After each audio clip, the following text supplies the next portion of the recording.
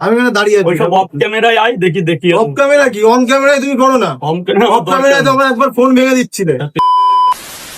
বাদ দাও না, এখন ব্যস্ত দান, এরা তো কিছু বলছে না, তোমার থেকে কি ইন্টারেস্ট না আমি শুনলাম তাই তুমি ভিডিওতে ছাড়লে তাই বললাম। ঠিক আছে, যেটা বলেছি আমি সবাইকে তো ভিডিও দেওয়া উচিত, বলো এটা।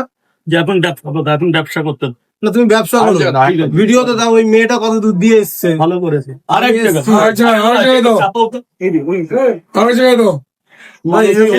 ভিডিও করো না, ভিডিও করো না।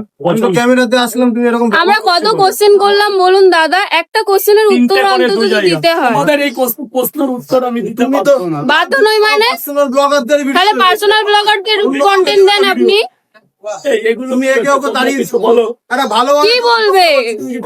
এটা আমার পার্সোনাল ব্যাপার, আমি কাকে তুমি একে ঘাড় ধাক্কা দিয়ে কি তাড়িয়ে পার্সোনাল ব্যাপার, আপনি কাকে কন্টেন্ট দেবেন না দেবেন? হ্যাঁ আমার তোমার সাথে তো এসে ভালোভাবেই কথা বললাম।